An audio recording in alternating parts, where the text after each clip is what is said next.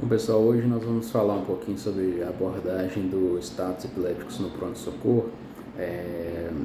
E para isso nós vamos usar algumas referências, como os guidelines da ELAI, da Sociedade Americana de Epilepsia, Sociedade Italiana, Sociedade Inglesa. Eles diferem um pouquinho, sim, entre eles, mas acho que vai dar para a gente fazer um apanhado geral, tá? Então, assim, primeira coisa é a definição de status epiléticos. O status tem uma definição estrutural e uma definição para fins práticos, né? A definição estrutural, que a gente chama de tempo T2, seria uma crise convulsiva que dura mais do que 30 minutos, né? Porque a partir daí você tem uma chance grande de danos cerebrais permanentes. E o tempo T1 é o tempo de 5 minutos, que é o que a gente usa para fins práticos, é o tempo a partir do qual é pouco provável que uma crise convulsiva cesse espontaneamente, né? Então, esse é a definição mais aceita, né? E temos também que o status pode ser diagnosticado quando você tem mais de uma crise convulsiva consecutiva sem que o paciente volte ao seu basal, né? Então, 2 ou mais crises sem recuperação completa da consciência entre elas. E como que nós vamos fazer a abordagem? Então, os guidelines eles tentam traçar pacotes de cuidados de acordo com o tempo. Nós temos o tempo de 0 a 5 minutos e aí, depois disso, pacotes de 20 ou de 30 minutos, a depender da referência, né?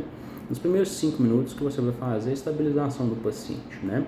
Procurar hipoglicemia, corrigi-la se for o caso, garantir a via aérea do paciente, posicioná-lo lateralmente para ele não engasgar, né? Não protegê-lo para que ele não tenha nenhum trauma, não caia, etc. Depois desses 5 minutos, então a gente passa para a parte medicamentosa, né? Nós temos algumas drogas, eu vou falar basicamente das disponíveis aqui para a gente no Brasil, né, no pronto-socorro, que é o diazepam e o midazolam, né? Então, o diazepam, a partir de 5 minutos, né, de crise, você vai fazer de preferência não diluído, tá? De preferência também, se for diluído, na verdade, numa dose pequena, né? E você vai fazer ele numa velocidade de 2 a 5 miligramas por minuto, ou seja, não é em flush, tá? O diazepam em flush ele pode precipitar insuficiência respiratória, então o que você faz é infundir de 2 a 5 miligramas por minuto, ou seja, uma ampolinha ali tem 10 miligramas, você vai infundir entre 2 e 5 minutos. E uma coisa importante, se a crise cessar antes de você administrar a ampola inteira, você para de administrar, você não precisa dar os 10 miligramas, beleza?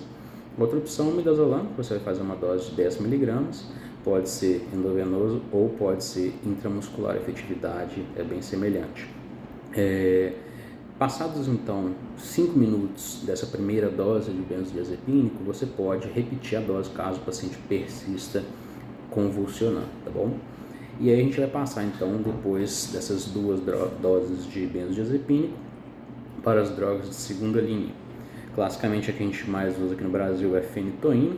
Nos Estados Unidos, na Europa, eles têm a fosfenitoína, que tem algumas vantagens, principalmente sobre a velocidade de infusão, que pode ser o dobro da velocidade da fenitoína, mas como a gente tem fenitoína, a gente vai falar sobre ela, né? Fenitoína, então, para ser usado em veia calibrosa, tá? Não façam em veias frágeis por causa do risco de extravasamento.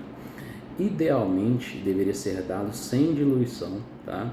Isso aí é uma coisa que a gente não ouve muito, né?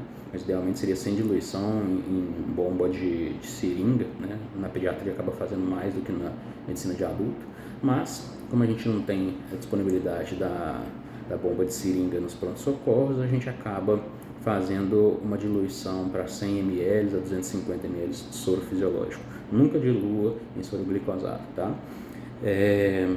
Tem uma dose, né? A dose inicial é de 15 a 20 miligramas por quilo, e a velocidade máxima de infusão no adulto é de 50 miligramas por minuto e no idoso de 25 miligramas por minuto. Não deve infundir mais rápido do que isso por riscos de depressão cardiovascular, tá?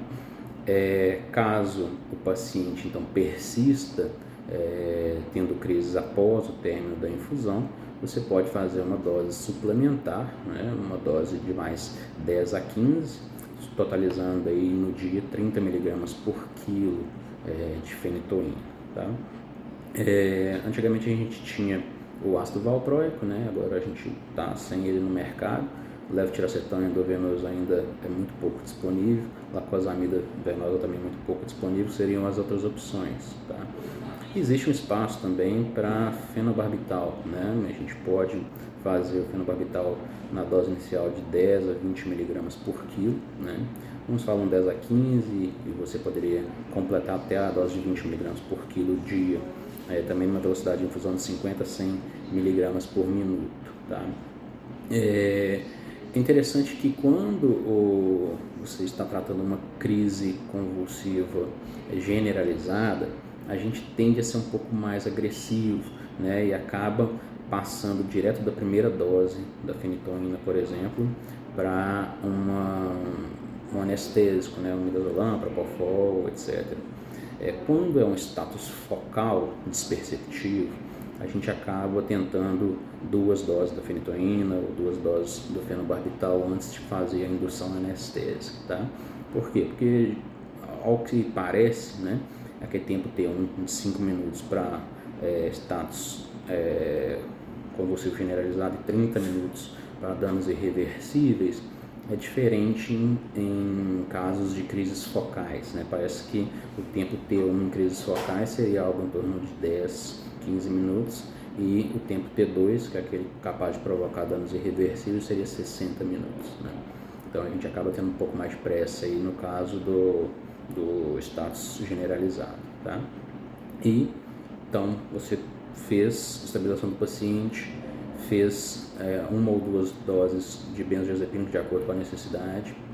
Depois você vai fazer fenitoína, repicar a fenitoína se necessário, principalmente se for um status focal, ou utilizar o fenobarbital, né?